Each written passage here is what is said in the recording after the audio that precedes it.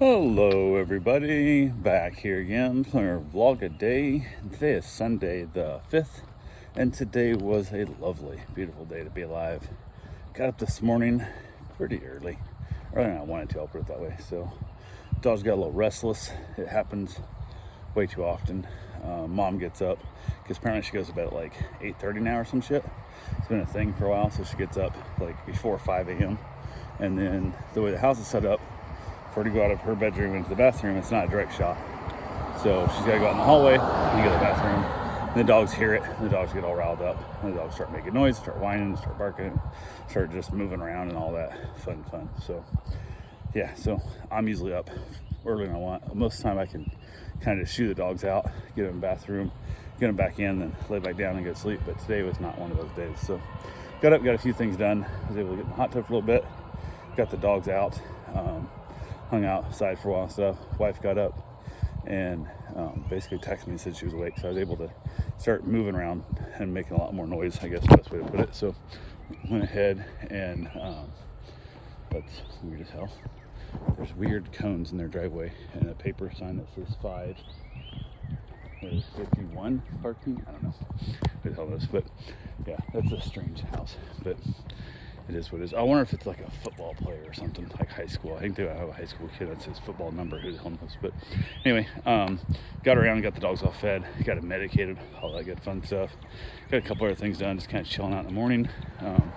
Wife went up and saw her father and hung out with him in the hospital for a while.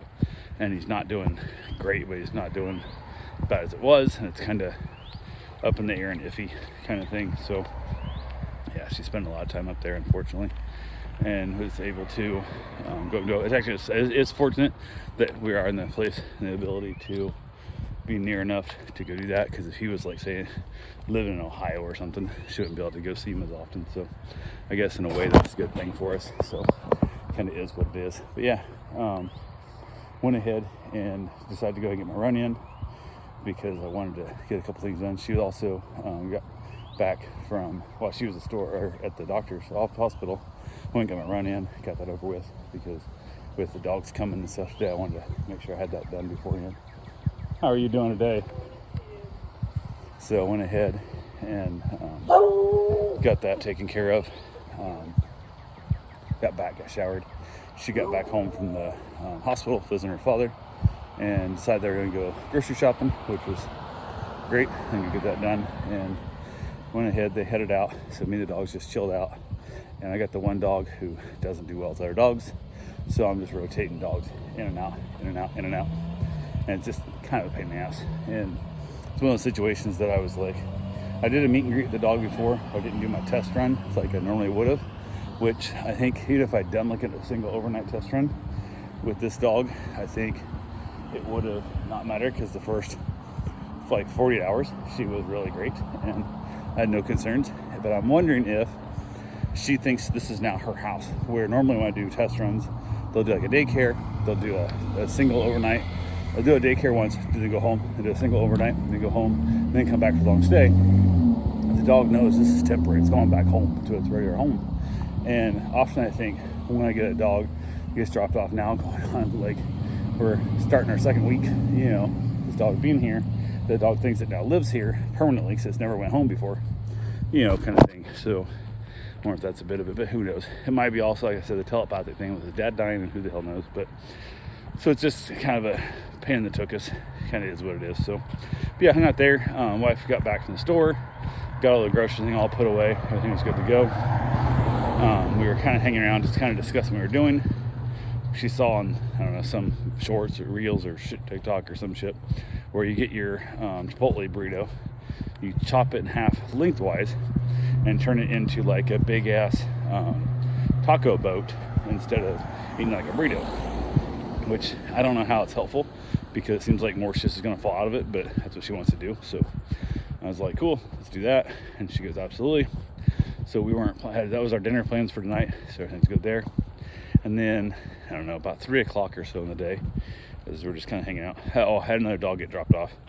So that was kind of a little bit of pain about earlier today, and getting that situated around and get the dogs around. So I stuck the ornery dog in the office, once the new dog come, which I've watched a bunch, super high energy Burmese mountain dog doodle mix thing, so, or poodle mix, I don't know, I'm not sure what the hell they call it. It's like mountain doodle or something. But stuck him in the bedroom, brought their dogs inside, stuck him out the yard, then introduced the dogs to him slowly, and they get along splendid. A little bit of orneriness from Nova, just dealing with such a high energy puppy. But overall, went splendid.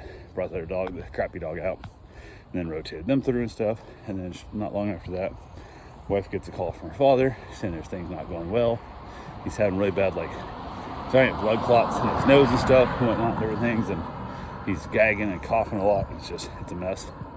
So apparently it went real bad. I guess things took a turn to the sideways, and she's like, I gotta go back up and check on him. He sounds like shit. I don't know what's going on. So she headed back up to the hospital, and I said, hey, do you want to just pick up Chipotle then anyway back, since you're already going to be partway there, instead of me driving all the way across there to go to Chipotle? She said 100%. Sounds great. So then, I don't know, well past dinner time, she gets a text going, I have no idea how long I'm going to be here for, so you're on your own for dinner. Oh shit. Went out to my freezer in the garage, and I had a goat cheese fig pizza that I picked up. And I think when I bought it, I probably didn't see the fig part. I'm sure I just saw the goat cheese and thought, oh, how about a goat cheese pizza be? And the goat cheese pizza itself was not bad. But man, that fig made it disgusting. It was absolutely horrendous. It was so bad. I was able to eat it, but it was all I could eat it. The sauce was good, luckily, but the crust was all right. But man, the fig was just gooey and mushy and absolutely disgusting. It was not good at all. So, how are you guys doing today? Good. How about you? Better than I deserve. I hear you. So I ended up eating a really crappy pizza that was just not good. So, but overall, she eventually was, I got a dinner, my dinner and stuff, and I called her and said, hey, are you still next to your dad? I need you to tell him, because I figured she'd tell me when she left. She goes, no, I went down the parking lot, I was in the car, whatever. I'm like, oh shit. So I was going to tell your dad to go piss off and how mad I was at him.